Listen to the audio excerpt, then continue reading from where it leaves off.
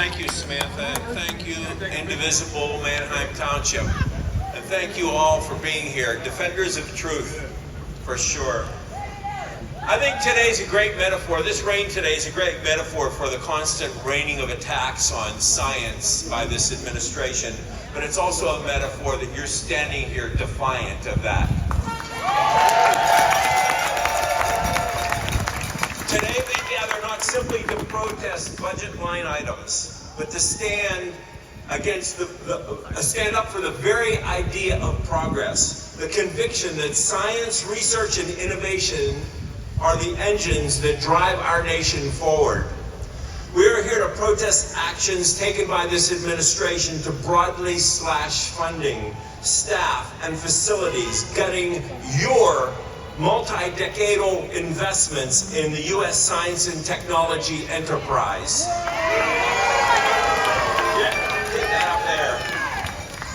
In particular, we are pushing back on Executive Order 14085 and the ridiculous, skinny budget, they call it, of 2026, the proposed budget of 2026. This will stifle scientific institutions, cripple innovation and discovery, and open the door for our global competitors to capture the opportunity and market share where we once dominated. And once it's lost, it'll take decades to revive it. And by then, we'll never be able to catch up because China and the EU are not waiting around for the new administration to reorient the country. They're moving at the speed of technology and they're taking advantage of chinks in our armor. But worst of all, we are turning the spigot off to the STEM pipeline and sending the message to our children that in the U.S., there's no future in science. Curiosity dies when it's not nurtured.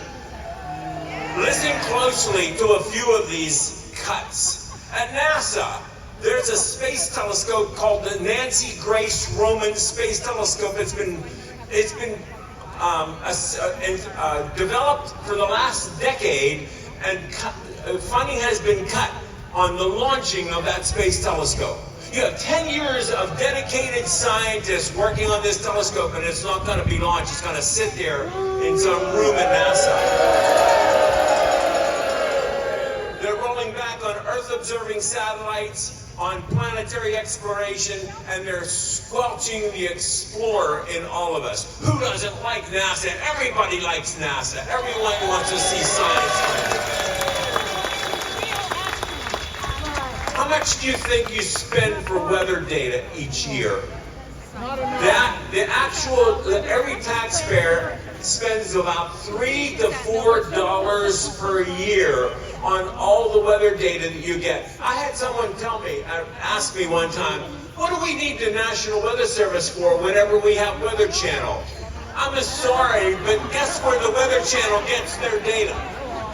We need the government infrastructure. We need NOAA to keep the satellites up there, to keep the models running, to keep the data assimilated into the models, all of that, the observations.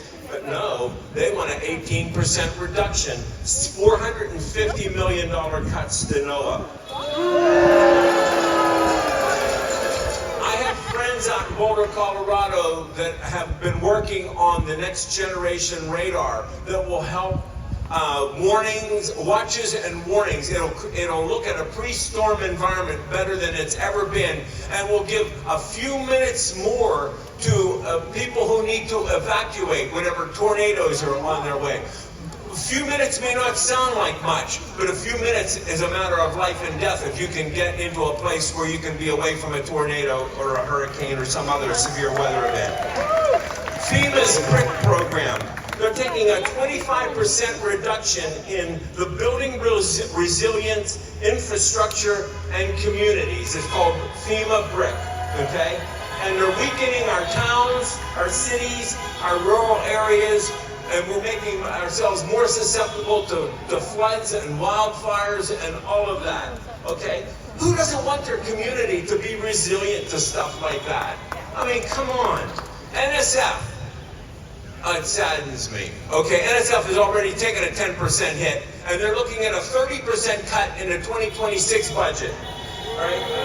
NSF grants provides grants to university researchers. They're tackling climate change. Nuclear fusion is the energy of the future, and they're cutting funding on that. They're cutting funding on semiconductors, and so on and so forth. 30% budget cuts. We've got to fight back on that. And this doesn't stop there. National Institute of Health facing hiring freezes and reduced grant awards whenever. What should they be doing? They should be out working on the next pandemic or working on cures for some debilitating disease. Department of Energy, Office of Science, and ARPA-E. They're starved for funding whenever they should be out working on renewable energy resources, advanced materials, and clean tech startups. The Environmental Protection Agency has been under assault from the Republicans since I can remember. Okay, who doesn't want cleaner air? Who doesn't want cleaner water? You know? The USGS, the Geological Survey, scientific teams are losing funding for earthquakes, volcanoes, and water resource research. Agricultural services products, droughts, drought-resilient crops that have been studied. Those programs have been cut. And lastly, on this list, is the IMLS.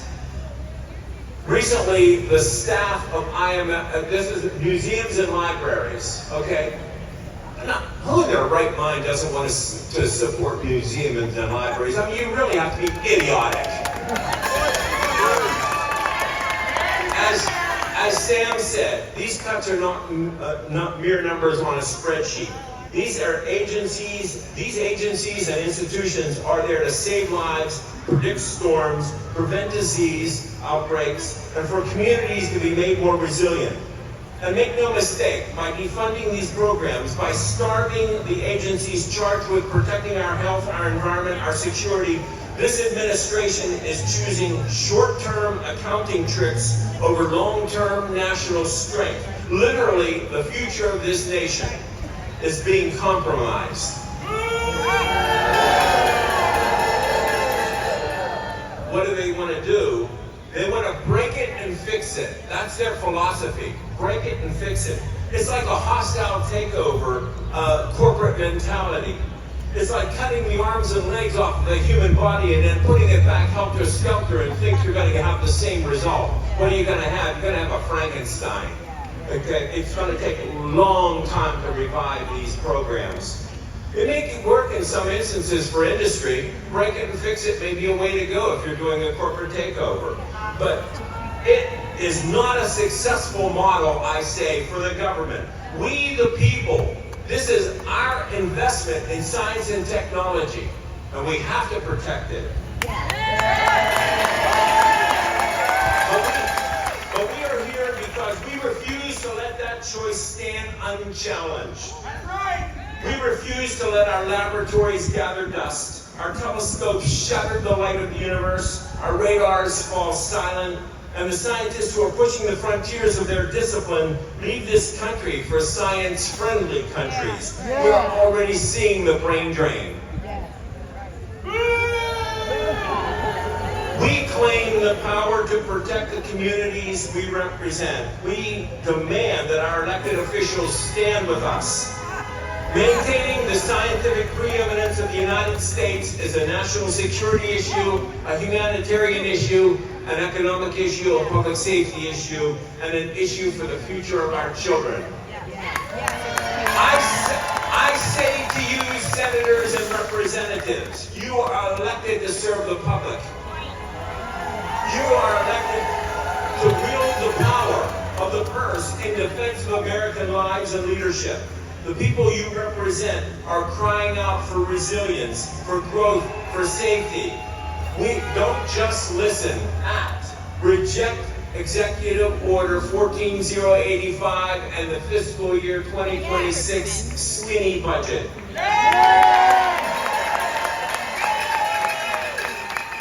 There are reasonable, common sense approaches to making the government more efficient, without having to slash and burn every agency that gives it strength. Private sector is not in the long-term game. We can't expect them to be, right? They're in the business of making a profit. That's fine.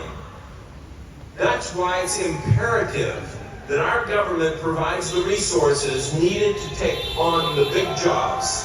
The high-risk science and technology, the promise of discovery without immediate payback, with incentives, collaborations, and partnerships with private sector and universities. Some of you, my age, will remember Vannevar Bush.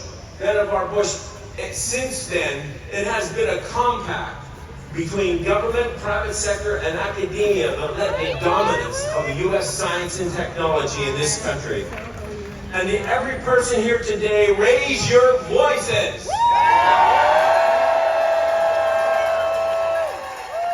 Write letters, make your call, fly the Capitol Hill switchboard, demand accountability. When the call goes up for town hall meetings, be there. Whenever your senator or representative comes home, meet them in person.